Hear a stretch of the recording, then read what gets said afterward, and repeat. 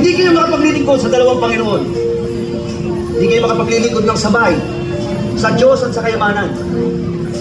Maging po kayo ng kayamanan sa langit, sapagkat doon ay walang naninirang tanga at kalawang at wala nakapapasok na magnanakaw. Tandaan ninyo, kung saan naroon ang inyong kayamanan, naroon din naman ang inyong puso. Anong sinasabi nila tungkol sa anak ng tao? Ang sabi nila ay ikaw daw si Juan Bautista na muling nabuhay. Sabi naman po ng iba, kayo daw po si Moises. Sabi naman po ng iba ay hero si Elias. Ikaw naman, Simon. Kaya daw po si Cristo. Ang anak ng Diyos.